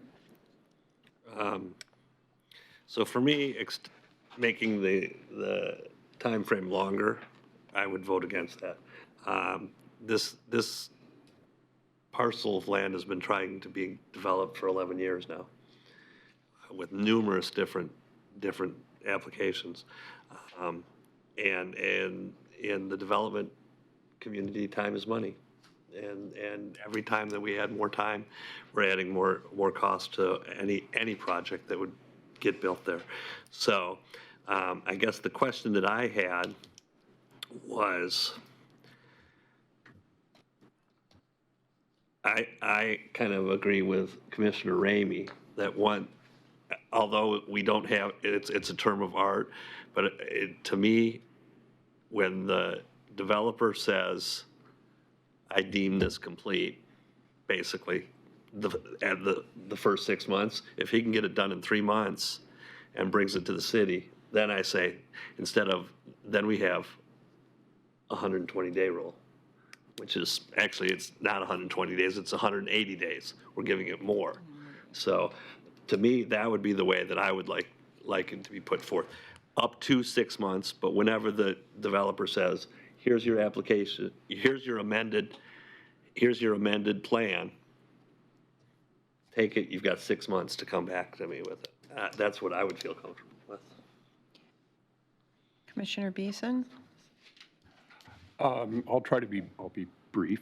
I would pretty much ready to support all 4 of the pieces here that we're asked to consider tonight.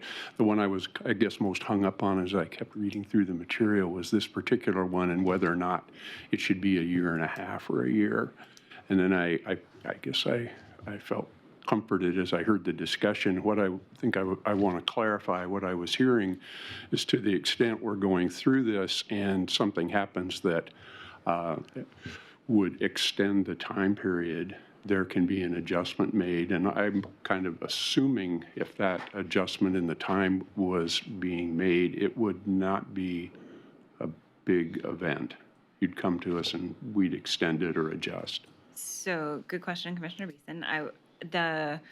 I believe, and again, this is, my best guess, that ORS 197-522 says the city gets to set the time, and it doesn't say how much time, it doesn't say, so I think that the statute would allow us to extend the time if that became necessary. It would need to come back to Planning Commission. This is an appealable final order, and you would be amending an appealable final order by extending the time. And so it's possible that that time extension could also be appealed. So that's the one maybe potential hiccup. And I believe the Planning Commission has the authority to amend your order and extend the time. That might create an opportunity for future appeals. Okay. Well, So if If there's a concern about a particular time period and having enough time to process, I guess my recommendation would be to extend the time period in this order to give ourselves a cushion rather than necessarily having to come back. To Commissioner Borofsky's question about just, can we say 6 months from the time that the applicant submits their, final amendments and conditions of approval? Yes, we could draft it that way. It's a little bit, it's just always a little bit trickier when you don't know a specific date, a date certain. So I would have to think about how to phrase that. I'm not sure that I could pump that out tonight. I think we might need to bring that back to you for adoption at another time. Well, given all the discussion, I guess I'm ready to go with the will of the group, and I'm certainly ready to go with the year recommendation, so. Okay, so I've heard two different recommendations. We have the recommendation from staff, which is 6 months and 6 months. We have a recommendation to add more time. It sounds like most people are in the ballpark of 18 months total. And then we have a third recommendation for giving the applicant as much time as they would like, and then starting 6 months from that time. So Commissioner Borofsky, could you clarify that? And then I would like for us to try to wrap this section up, so. What I was proposing wasn't the applicant having any amount of time, up to the 6 months. But if they get it in earlier, that's when the city's thing has. Okay, thank you. And just a quick clarification question here. There have been, we've been talking about the city setting the timeline. As I read these statutes, it's the planning commission who is setting it. We are the city when people are talking about the city, correct? Because we are the decision makers? Well, I don't think that it is required for the planning commission to set the timeline. I think given the language of the statute, even staff could probably do it. In this case, we're asking planning commission to do it for two reasons. One is so that we have this final appealable decision. Okay. And then the other is this is so brand new that it made sense to staff to bring it to you to have planning commission's buy-in on what we were recommending and the process that we would be using. Okay, and that was just a question for me because in other ones it refers to the planning commission as the decision-making body. Yep. So I just wanted to know if, when we're referring to the city, if that is referring to us as the decision-making body or if it's the city. In this case, the statute just says the city, and so we are asking planning commission to act on behalf of the city to set the procedure this time. Okay, Commissioner Taylor? Very quickly, I think that one of my concerns is, because this is new, another opportunity, if it's a procedural issue, setting a date. I also think this is fascinating because there's a date for the applicant to submit their application. Yet, if they don't, it gives the city more time. So I actually like the way it's worded because strategically, if the applicant wants success without the potential of more procedural issues, they're going to submit it sooner. So it gives the city more time. So 6 months is a really long time to prepare an application, like very long, maybe double. So I like it. I just had to go through and hear what your thought process was. Okay, so Like it meaning the year that's I recommended? like the way it's written in the final order. Okay. It allows flexibility for the concern I have in the final decision-making date. Yeah, maybe more, depending on the applicant. Okay, so I'm going to ask us to take a straw poll on this and then for us to check in on where we are at with the rest of the evening. So, and before I do that, I would just like to weigh in on that. I am also not in favor of adding more time. I do appreciate the thinking that Commissioner Borofsky put forward that if they submitted it later, earlier than 6 months, then the staff would still have 6 months. But I think the way that it's written is suitable, especially if we can come back to it if necessary. So I'd like to take a straw poll on issue number 2, timeframe for review, and support for the timeframe review for the applicant's amended tentative PUD application, that it would be due no later than 5 p.m. on June 30th, 2020, and the city will issue a final local decision on the amended application on or before December 30th, 2020. In favor? Okay, so that was 3, and opposed?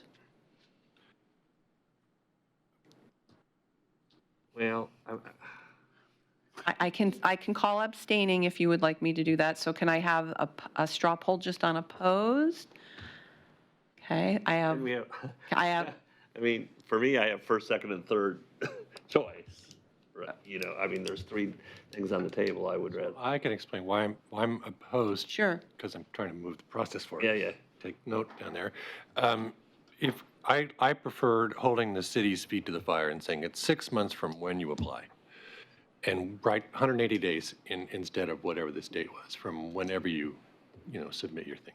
So I know you thought you might have to circle back to get the language right, but I just think we should be fair about how long the city's going to take as well. So the applicant then, again, is empowered to come earlier if they want.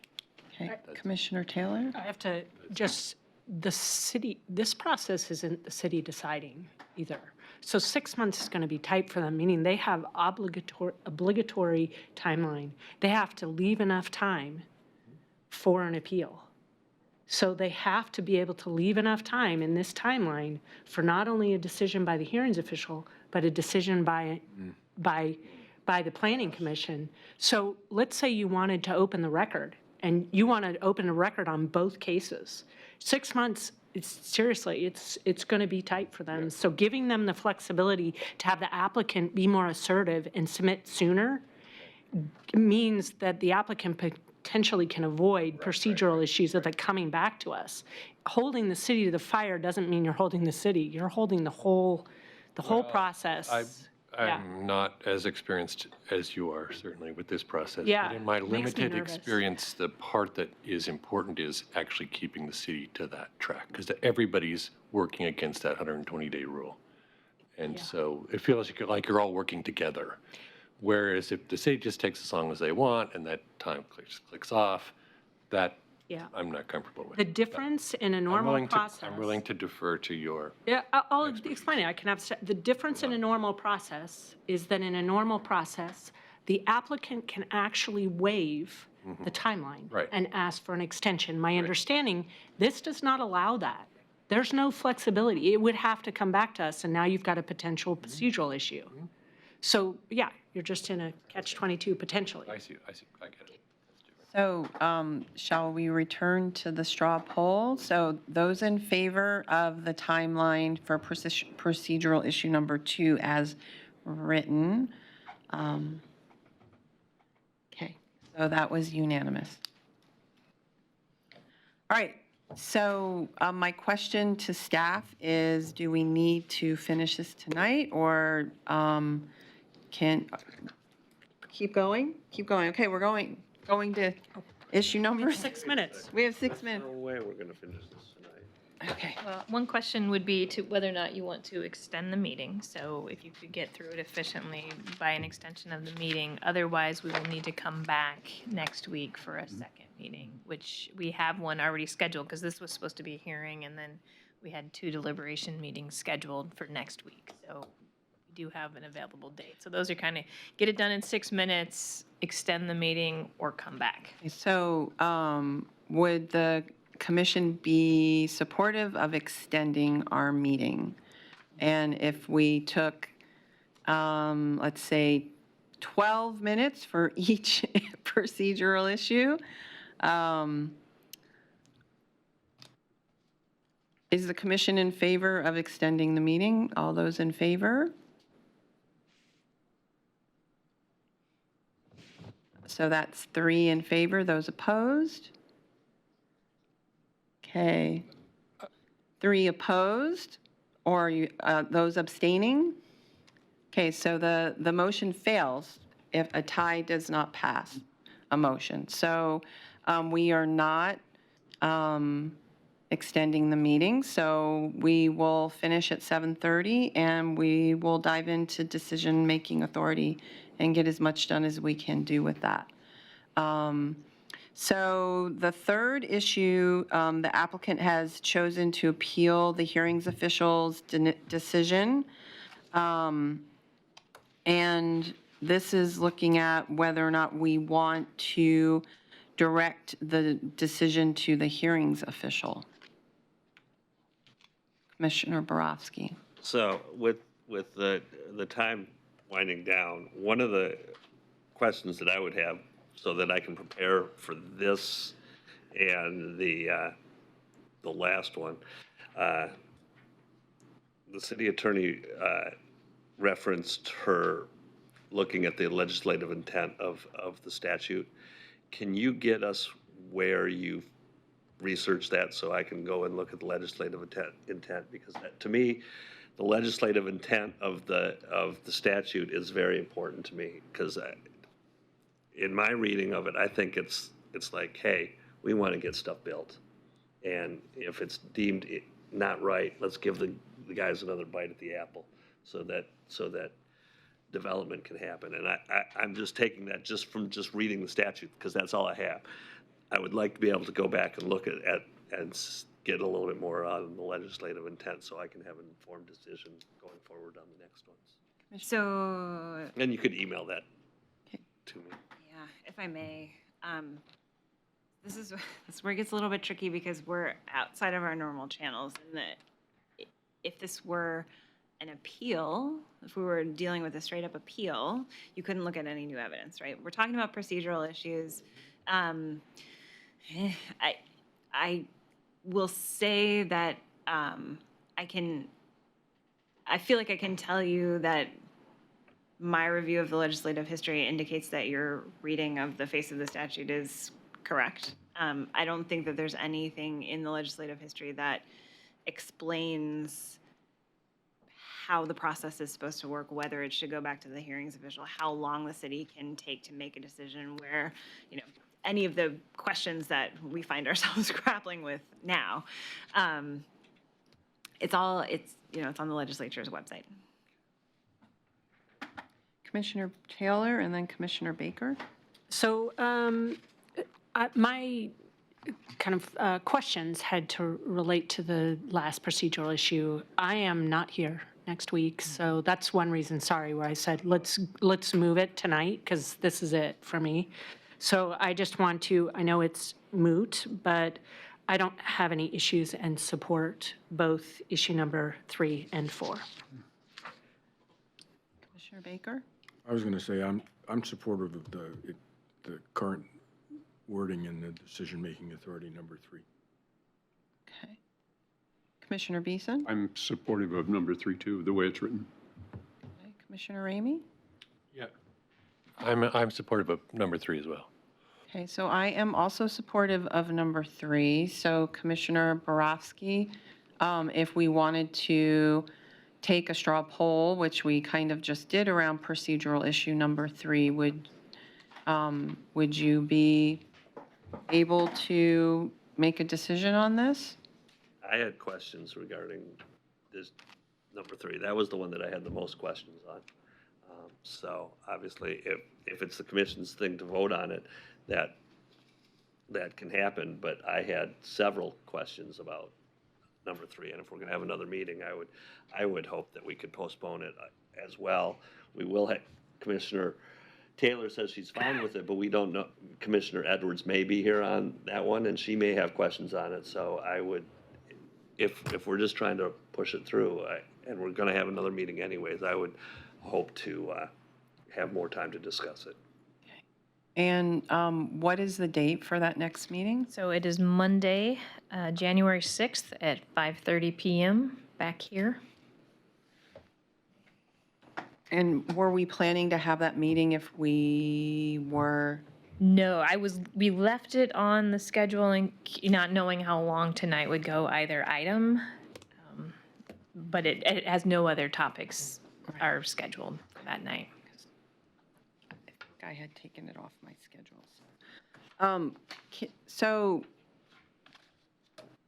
that I'm hearing that Commissioner Borowski is not ready to make a decision on issue number 3, but that the rest of the commissioners are able to make a decision on issue number 3. I'm just curious, are the rest of the is the commission ready to make a decision on issue number 4? And you, Commissioner Borowski, you said that you have the majority of your questions around issue number 3. Are we ready to make a decision on issue number 4? No discussion? Commissioner Baker?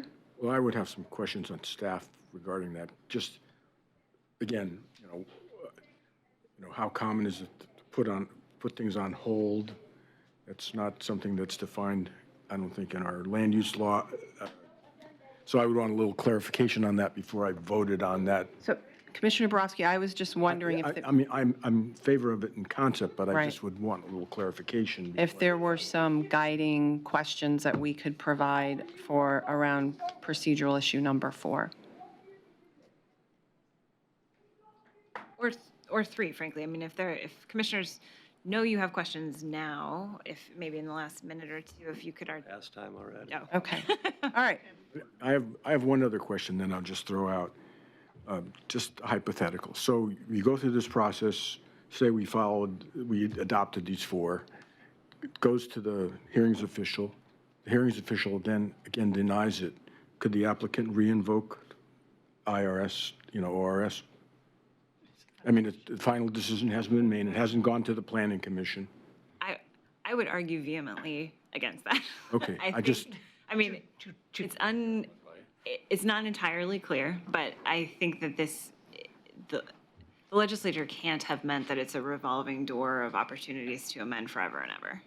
So I would encourage the city to take the position that you get an extra bite at the apple, but not a million extra bites at the apple. And this is the one time that you get to invoke this. Okay, and just in follow-up on that, is there any way to ask some of these questions about applicability and to the Attorney General?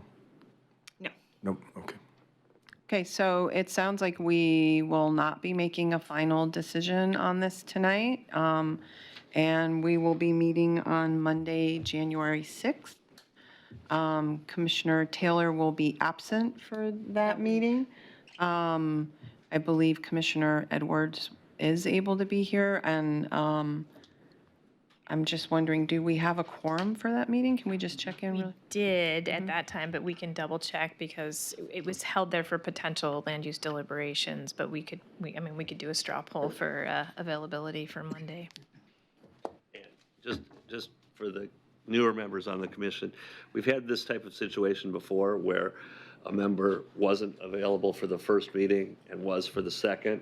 We've in those situations in the past, it doesn't have to happen this time, we have allowed that commissioner to weigh in on ones that straw polls have been made on if they choose to. So I just want to let that be put out there. So if Commissioner Edwards can be there and wants to weigh in on some of these, and in the past, it's actually changed votes. I think it was before Commissioner Taylor was here, but I remember Commissioner Mills sitting in and making a good plea, and we actually changed the vote one time, so.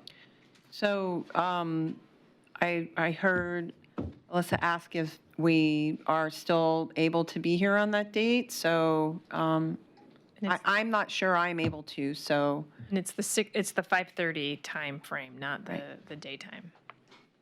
Everyone else? I can be here. I can be here. 4. Okay. Okay.